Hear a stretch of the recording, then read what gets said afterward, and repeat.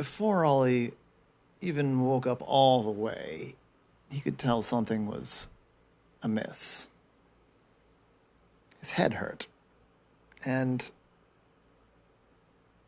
wherever he was sleeping wasn't comfortable.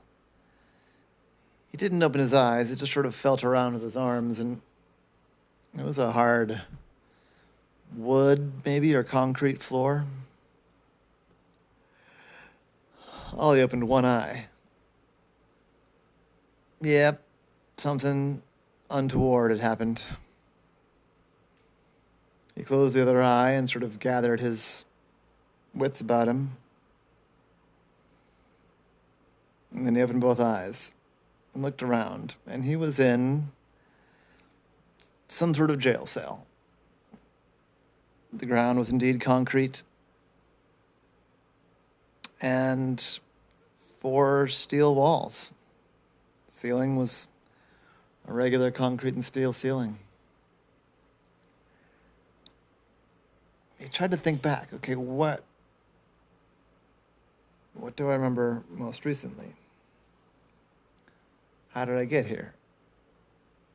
He tried to rack his brain, and he couldn't. He remembered that it had been a regular day. He'd been grocery shopping and then was on his way home. And then a van pulled up. That's the last thing he remembered. I wonder if, obviously I have. I've been kidnapped. Someone's thrown me in this cell. As he was contemplating all that, a pair of eyes appeared. There were slits in all 4 walls, and a pair of eyes appeared in one of them. It said, you are awake. It's about time. I did not expect us to sleep so soundly. I said, all right, what's going on here? Well, you do not know me, but I know you. You are the great detective, Ollie the Octopus, Private Eye. But I have devised a test that I think will challenge your wits. I said, okay. So you've kidnapped me to see if you can outsmart me. Yes, precisely. And who are you? Yes, it would be the classic villain thing to do, to tell you all about who I am and my master plan and all these things. Yes, that would be classic, but I'm not that much of a sucker.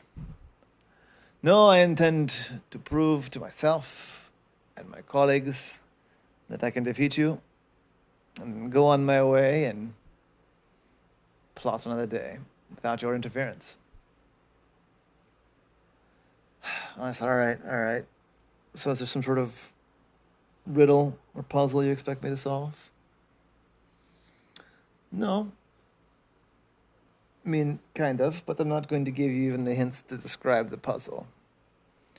You're locked in a room. What you going to do about it? That's all I'll say. I said, all right. Well, what should I call you? If you're not going to give me your name, what should I call you? You can call me Dr. Cell. As in jail cell, Ollie said. Yes. Sorry, I didn't think about you needing to call me something, but that's what I came up with. Dr. Cell. We'll go with that. Dr. Cell is what you can call me. Dr. Cell, huh? So you think yourself pretty fancy, huh?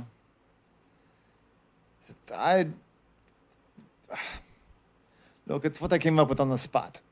It's not the point. The point is you are trapped, and you can figure it out, or you can rot in there. I said, all right. So I started to look around. Into the ceiling, into the 4 walls, and the floor. And one thing he noticed almost immediately is that it wasn't There wasn't a door. None of the four walls had a door in it. Okay, I thought, how did I get in here then? I thought to himself I could easily squeeze through the eye hole. More of an eye slit. But I don't think they could have squeezed me in that way. I'm not malleable. Like I can squeeze myself through places, but it's not easy to just squish me through things. I'm not that kind of squishy.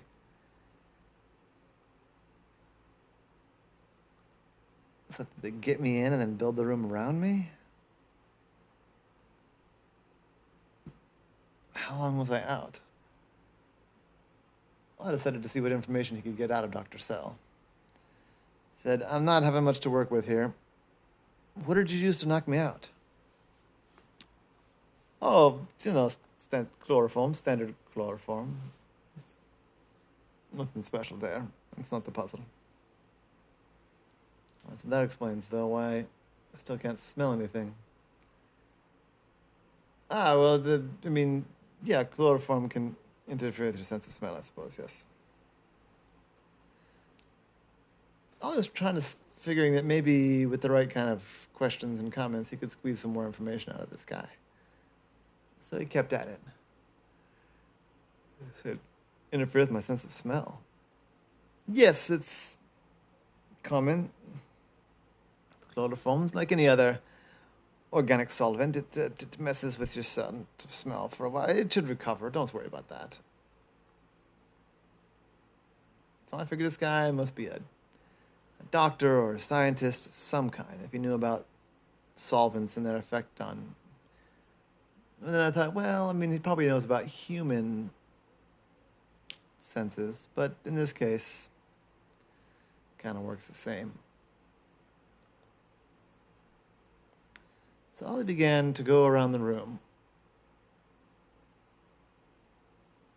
running his arm along the walls, looking for something different.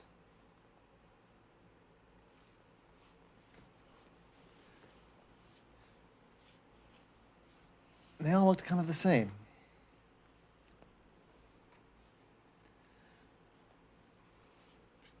So I called up and said, you're not going to give me any clues? I said, no clues. Why'd you keep asking? You're supposed to be the great detective. You figure it out. But do you want me to figure it out? Or do you want me to not figure it out? That's what I can't quite figure out here, is it seems like you want me to figure it out, but then I'd be beating you, and that would be bad for you. So what is it? What's good for you here? What's in it for you here? Don't worry about, that's not the concern.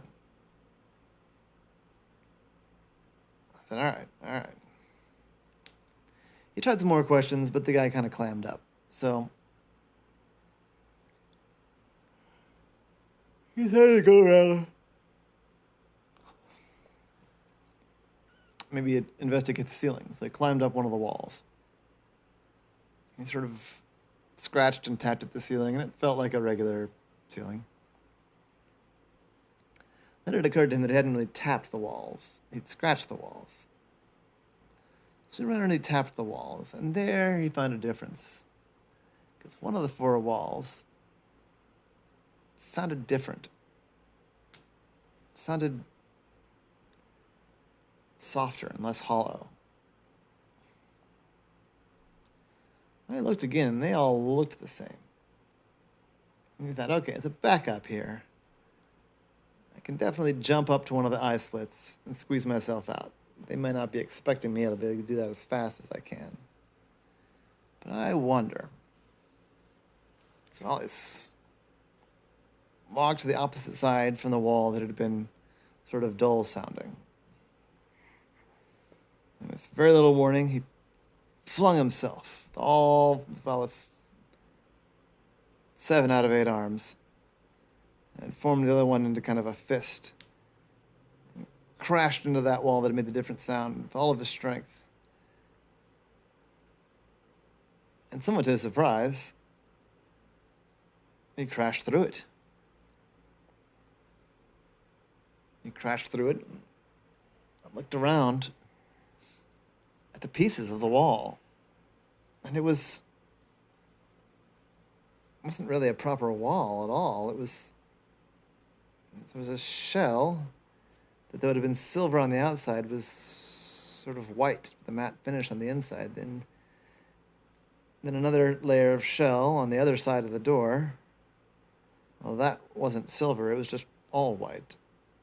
And in the middle, there was some squishy, foamy material. I stared, and he poked at it. I said, I'm sorry, but is that cake? All of a sudden, lights came on. And there was a studio audience, and they were cheering. And he only looked up, and there was the dude there had, I guess, a microphone in his hand. He said, "You're the winner. You've won the challenge. That's correct. It is cake." And I was confused here because he'd seen game shows before. He'd heard of a game show called Is It Cake? But the part that didn't fit was that he didn't really think that most game shows would chloroform their guests and kidnap them and encase them in cake. Like most contestants on a game show were willing to be there. Even the crazy game shows where people would like do crazy, gross things, they volunteered to be there. He felt like it couldn't quite be legal. So they walked right up to the guy and said, "Dr. Sell?" He said, "Well, Dr. Sell was just an identity we made up for the premise. You've beat our challenge, Ollie. Congratulations. You win." I said, "All right, what do I win?" "You win $5,000, and the crowd cheered. Now I looked very carefully at this contestant, or this game show host, rather.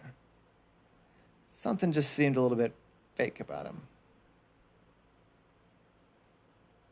Well, I thought he saw something in the guy's face. So without warning, he reached up, and he grabbed the guy's skin of his face, and he pulled. And part of it came off, and there was a beard underneath. The whole face prosthetic came off, and Ollie immediately recognized one of his nemesis, Dr. Graft. Almost as good of a master of disguise as Ollie. Dr. Graft gasped. "What are you doing? You mean how dare you?" And he ran off the stage.